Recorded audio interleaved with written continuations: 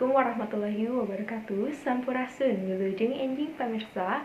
Patepang deui sareng sim kuring Karolin Petiklana dina acara Wajur Warta Cianjur.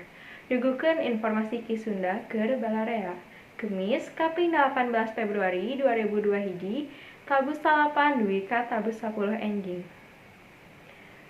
Baris nepangkeun sim kuring bade mindangkeun sawatara warta anu judulna Mangratos Imah dicingiseud kacaahan.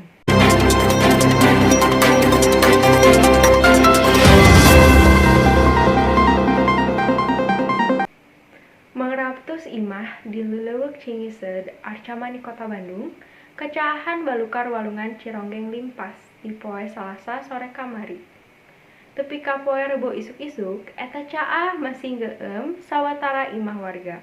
Antukna, warga teu bisa ka mamana dumeh eta jalan diblokir keneh ku panghalang tina kai jeung drum.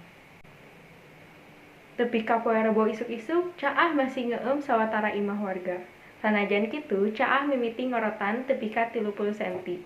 Satutas patugas Dinas Bina Marga Kota Bandung nyedot eta cai caah make mesin kompa. Najan caina ngorotan, kagiatan warga di Leuleuk Cingiseud Arcamani Kota Bandung masih kateug. Pangna kitu, jalan pikeun ngajugjug ka paimahan warga masih diblokir tur ka keueum. Sawatara kendaraan ge jalanna kapaksa muter tur dipahing ngalalar ka paimahan nu masih keneh kacaahan.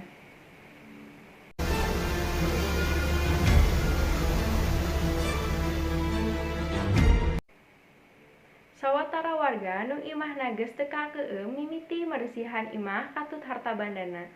Warga Cingiseud Arcamani Kota Bandung mihareup pamarintah sagancangna ngayakeun normalisasi Walungan Cironggeng nu kiwari geus deet. Eta caah anu ngeueum imah warga teh dierong tina limpasna Walungan Cironggeng. Samalah tanggung Walungan Cironggeng fungsi rempag 2 kali.